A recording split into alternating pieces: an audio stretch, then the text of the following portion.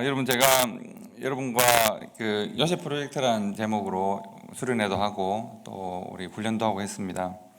그때 제가 항상 사용하는 영상이 하나 있는데 여러분들에게 한두 번 보여드린 적이 있고, 또 제가 요셉 프로젝트를 다른 교회에서 진행할 때는 늘 핵심 영상으로 사용하는 것이 있습니다. 오늘 말씀과 관련이 있어서 혹시 저희 교회에 새로 나오신 분들은 못 보신 분들이 많으니까 한번 보려고 하는데요.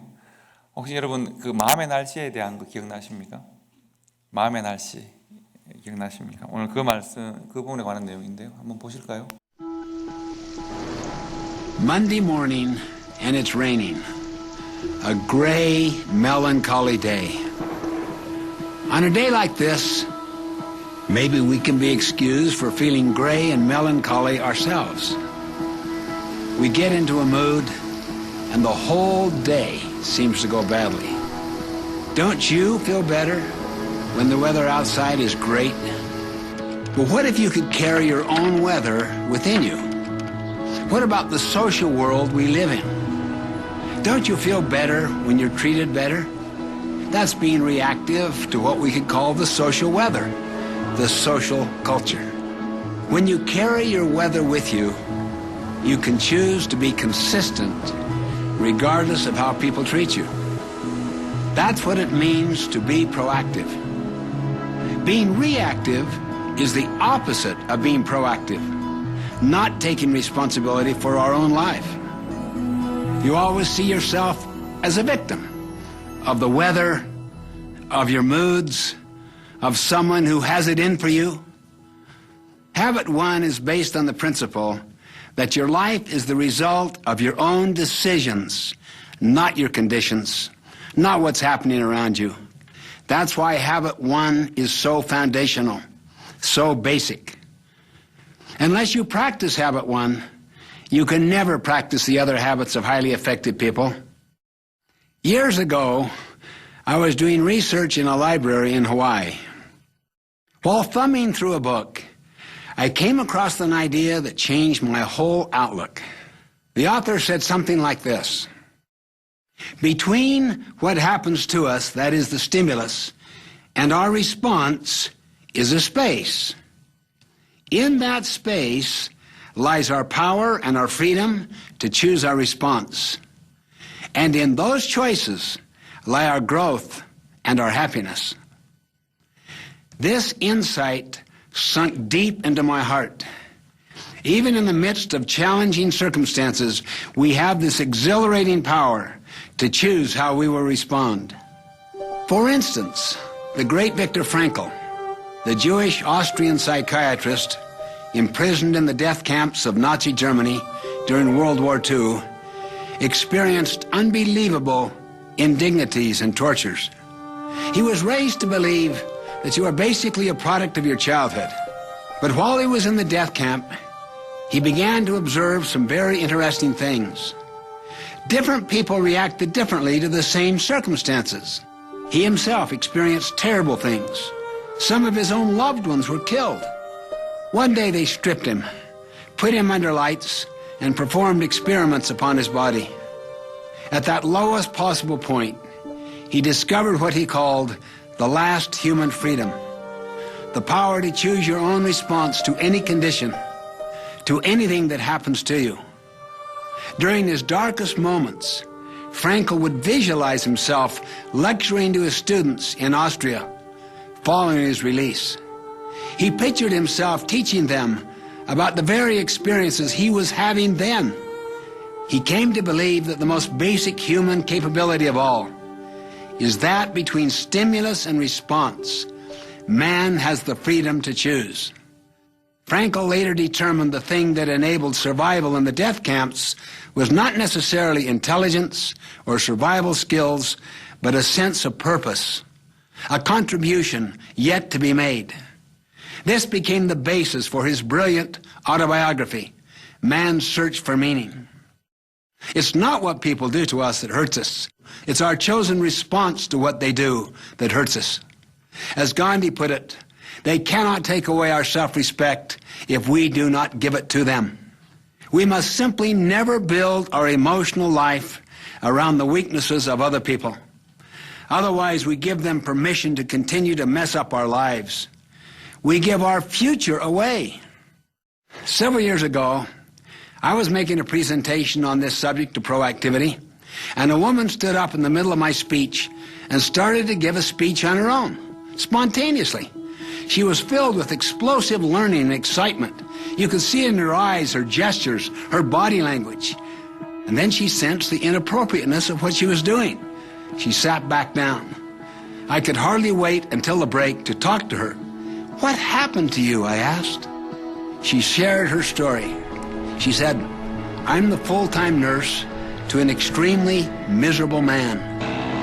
He doesn't even acknowledge me, let alone show me any form of appreciation."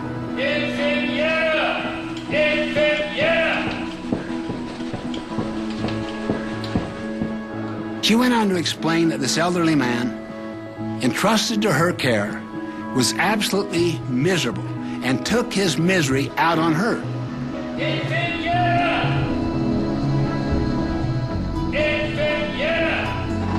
She was becoming more and more depressed and hated the thought of going to work each day and facing this irritable man. All of the other nurses felt the same way. They talked even of his demise, wished for it, hoped for it, while they were taking care of him. Then she said something to me. "For you to stand up there and suggest that I am choosing to be miserable was almost too much. But then, listening to you, I suddenly realized that I do choose to be miserable. Before, I believed I didn't choose it. He made me. But then I realized how dependent I am. I'd given my power over myself to him and his miserable behavior." "As I thought about what you were saying," she said, "I realized I had the power to choose and felt like I had been let out of prison. That's why I stood up. I could not contain myself. I just can't tell you what that means. This feeling of freedom is almost overwhelming. We have the power and the freedom to choose, to create our own weather each day. As Bishop Fulton J. Sheen once said, each of us makes his own weather, determines the color of the skies in the emotional universe which he inhabits."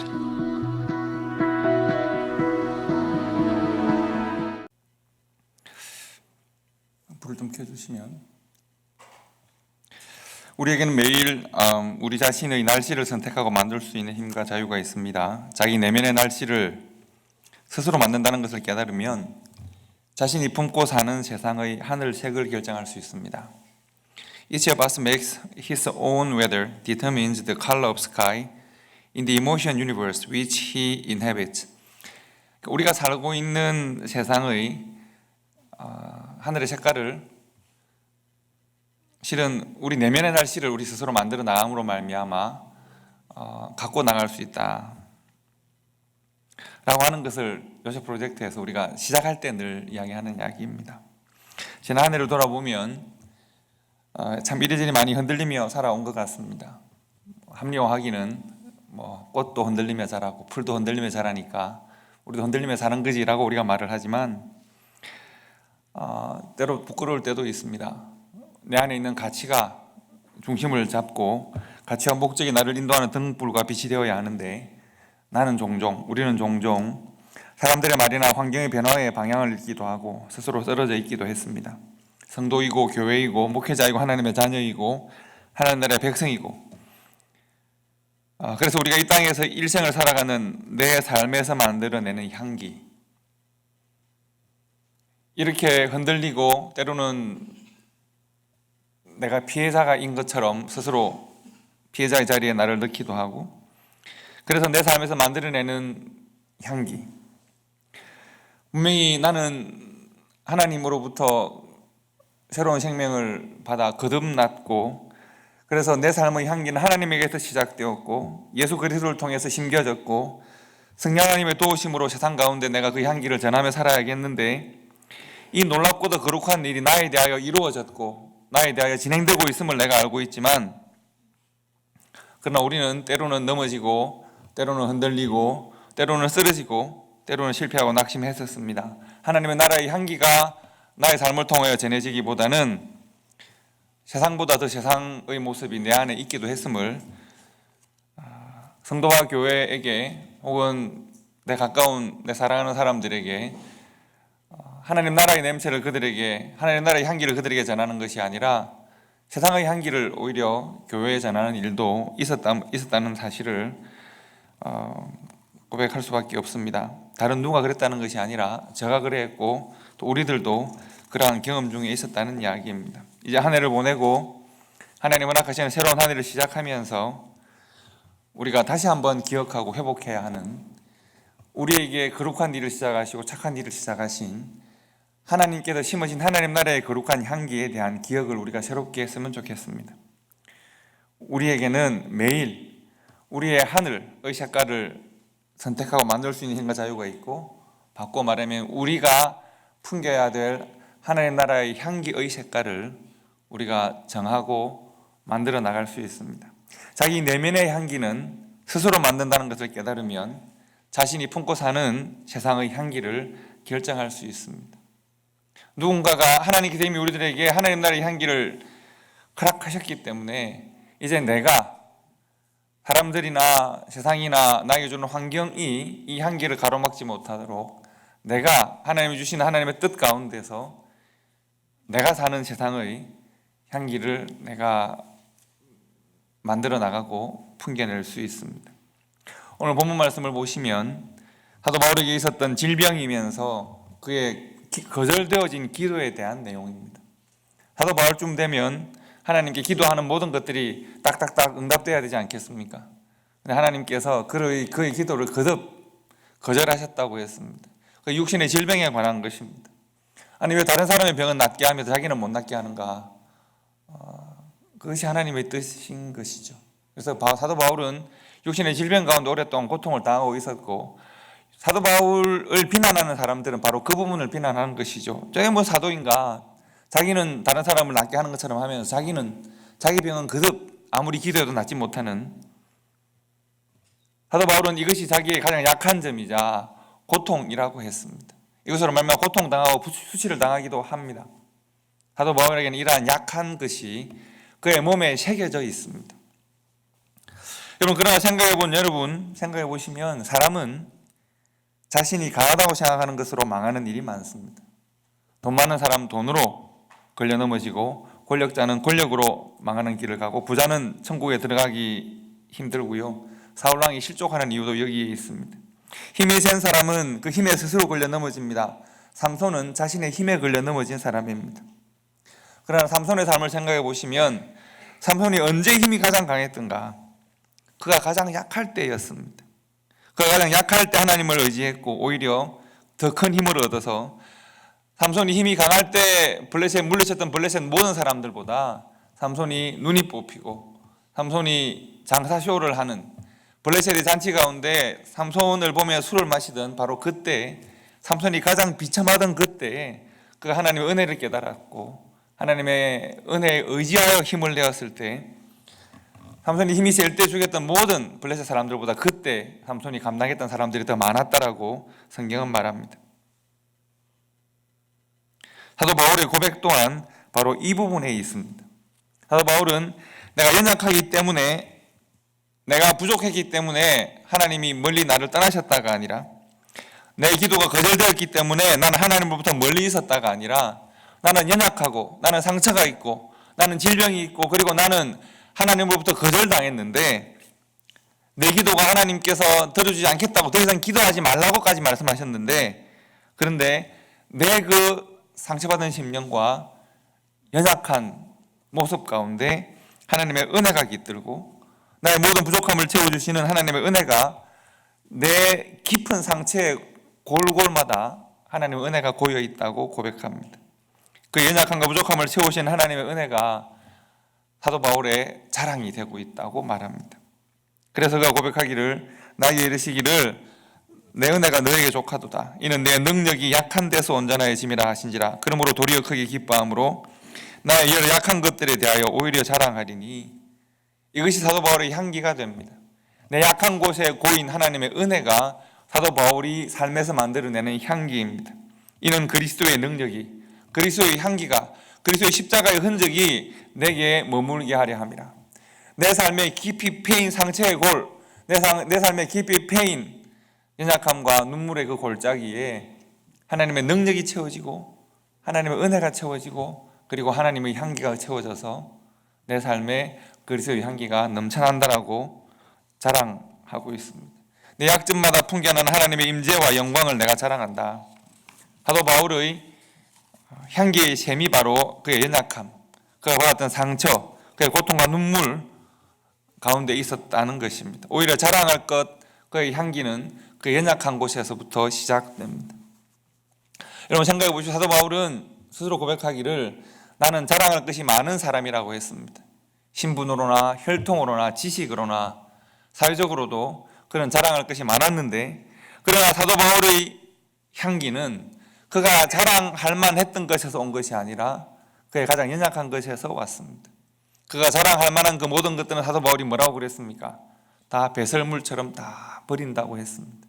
오히려 나의 가장 연약했던 점, 내 질병과 사람들로부터 거절당했던 것과 상처나 고통 가운데 하나님의 은혜가 임하고 하나님 나라가 바로 그곳에 임하고 하나님 나라의 향기가 머물러 있다는 것입니다.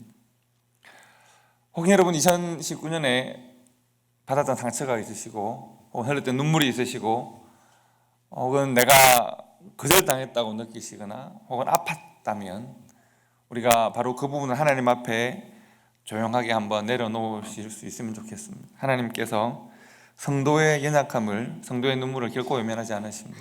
하나님께서 그 성도의 눈물마다, 골짜기마다 하나님의 은혜로 채우시고 오히려 그 상처에서 하나님의 향기가 나게 풍년하게 만들어 주실 것입니다. 여러분들에게 소개하고 싶은 글이 하나 있는데 오늘 나누는 말씀과 관련된 글이 있어서 제가 글 하나를 전체를 소개해 드리려고 합니다. 길지 않은 글입니다. 황태영이라고 하는 수필가가 쓴 글인데 제가 이 제목이 좋아서 제가 이 글을 읽게 되었습니다. 제목이 풀이 받은 상처는 향기가 된다입니다. 제가 한번 읽어볼까요? 혹시 한글로도 나오나요? 그 다음 한번 보여주시겠어요? 영어로만 나오는군요.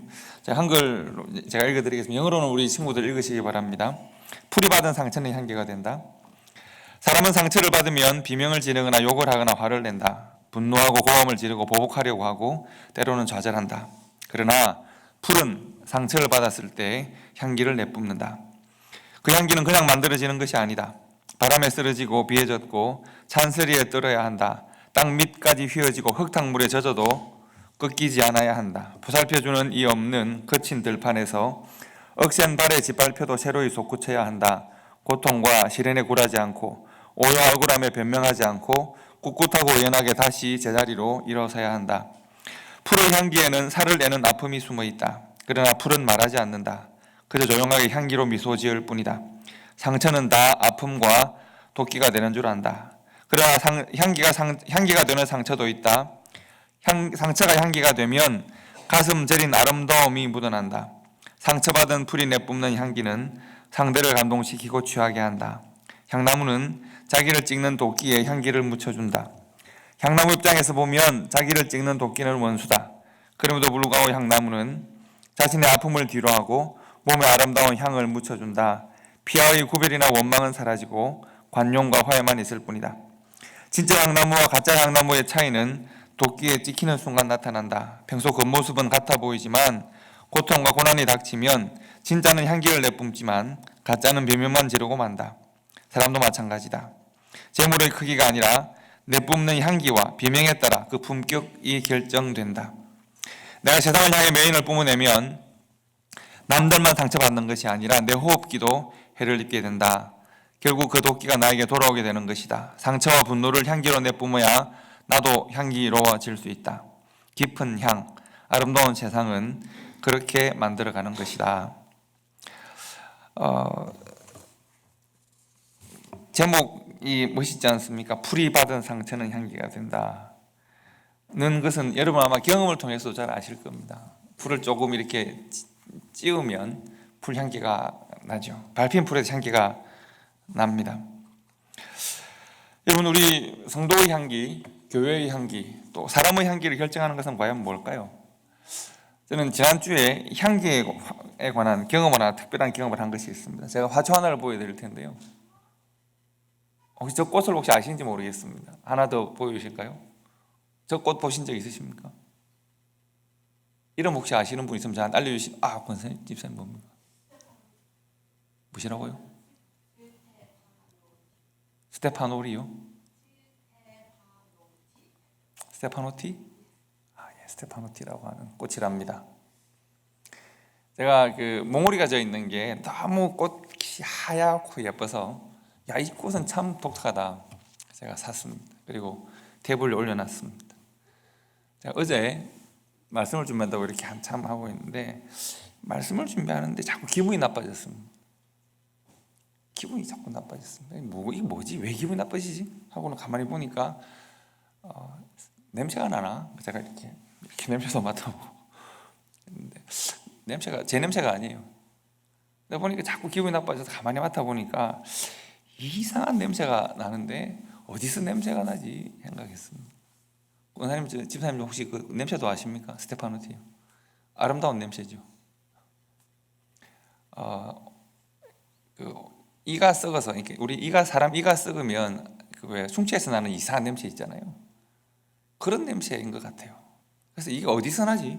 나한테서 나나? 계속 이렇게 해보고, 이렇게 맡아보고 했는데, 보니까 이 꽃에서 나는 거예요. 이렇게 예쁜 꽃인데 이런 냄새가 나네? 이런 생각을 했어요. 그래서 제가 이것을 없애버릴까? 막 이 생각을 했어요. 그래서 사진을 찍어뒀죠. 스테파노티요? 냄새가 아주 고약한 꽃입니다. 어떻게 이런 냄새가 날 수 있는 꽃인지 모르겠습니다. 그래서 제가 너무 기분이 자꾸 나빠지고 해서 저기 멀리 제가 꽃을 놓고 그랬습니다. 예뻐서 좋은 향기가 보장되는 것은 아닌 것 같습니다. 거룩한 이름이 거룩한 삶을 보장하는 것 아닌 것 같습니다. 사람의 향기는 뭐로 결정할 것인가? 우리의 능력이, 우리의 성취나 이것이 우리의 향기를 결정하는 것은 아닌 것 같습니다. 여러분은 개인적으로 가까이 하고 싶고 본받고 싶고 참 이 사람 좋고, 그래서 내가 이 사람하고 같이 있으면 뭔가 좋은 일이 일어날 것 같고, 여러분 어떤 사람에게서 여러분은 좋은 사람의 향기를, 참 좋은 사람의 향기를 느끼십니까? 성공한 사람 옆에 있으면 그렇습니까? 잘생긴 사람 옆에 있으면 그렇습니까? 어떤 사람에게서 여러분은 좋은 사람의 향기, 좋은 성도의 향기, 그 사람의 무엇이 그로 하여금 참 좋은 향기를 만들어낸다고 생각하십니까? 교회 향기는 어떻습니까? 저는 향기라는 주제로 지금 말씀을 계속 전하고 있는데요, 좀 심각하게 생각해 주시면 좋겠습니다. 교회도 향기가 있습니다. 교회는 다 거룩할까요? 성도는 그야말로 성도, 거룩한 무리일까요? 내 믿음은 내 삶을, 내가 믿는 이 고백하는 이 신앙은 내 삶을 잘 설명해 줄까요? 내가 선택하는 일상의 삶을 내 믿음은 잘 설명해 주고 있을까요? 내 삶은 하나님의 말씀으로 잘 증명되고 있을까요? 성도와 성도의 관계는 십자가로 잘 설명되고 있을까요? 성도와 성도의 관계가 십자가로 맺은 예수 그리스도와 이 세상의 관계, 예수 그리스도가 이 세상과 맺은 십자가의 관계가 성도의 관계를 통해서 잘 설명되고 있을까요? 닮아 있을까요? 성도와 교회는, 여러분과 저는 우리가 만들어내는 향기에 좀 자신 있을까요? 저는 2020년에 여러분과 제가 함께 첫 예배, 첫 말씀을 함께 드리고 나누면서 이 말씀들, 제가 지금 여러분과 함께 읽는 말씀들을 마음에 잘 담아주시면 좋겠습니다. 첫 번째는 맨 처음 우리가 영상에서 보았던 이 말씀들 함께 보실까요? 다 같이 한번 읽어봅시다. 시작. 우리에게는 매일 우리 자신의 날씨를 선택하고 만들 수 있는 힘과 자유가 있습니다. 자기 내면의 날씨는 스스로 만든다는 것을 깨달으면 자신이 품고 사는 세상의 하늘색을 결정할 수 있습니다. 여러분, 이 날씨를 향기로 한번 바꿔서 읽어보시겠습니까? 다시 읽어보시죠. 시작. 우리에게는 매일 우리 자신의 향기를 선택하고 만들 수 있는 힘과 자유가 있습니다. 자기 내면의 향기는 스스로 만든다는 것을 깨달으면 자신이 품고 사는 세상의 하늘색을, 향기를 결정할 수 있습니다.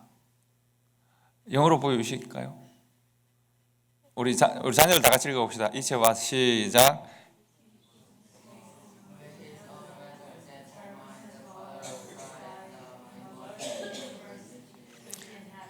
똑같이 읽읍시다. 인간적으로 같이 읽읍시다. 시작.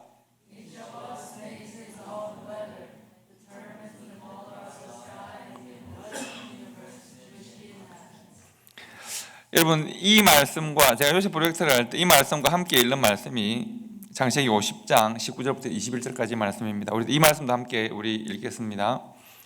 한글은 없나요? 우리 성경을 펴서 창세기 50장 19절부터 21절까지를 보도록 합시다. 창세기 50장 19절부터 21절까지.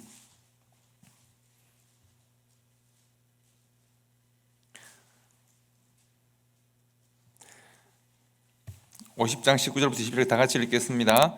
요셉이 그들에게 이르되 두려워하지 마소서, 내가 하나님을 대신하리이까.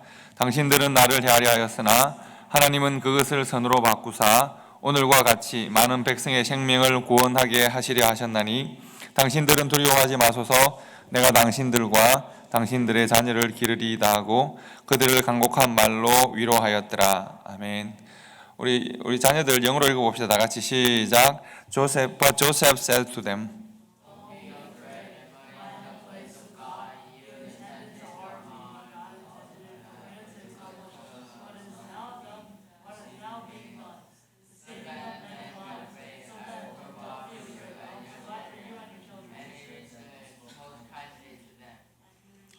다시 읽읍시다. 똑바로 읽읍시다. 시작.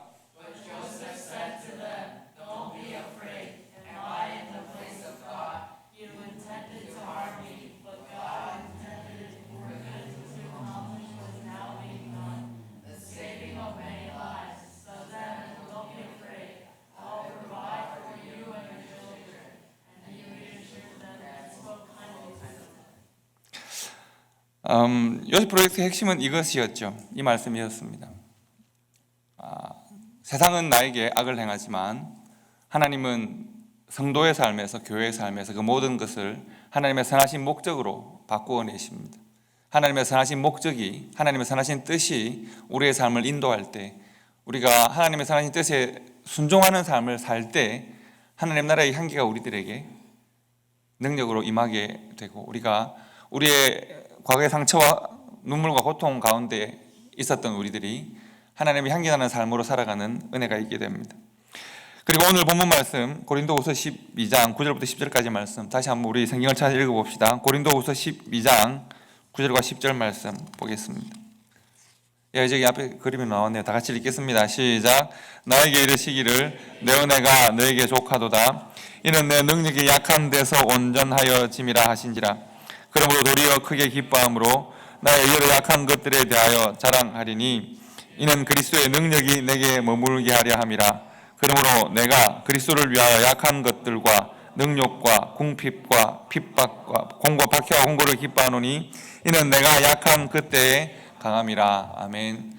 우리 영어로 한번 읽읍시다. 자녀들 처음부터 똑바로 읽읍시다. 시작.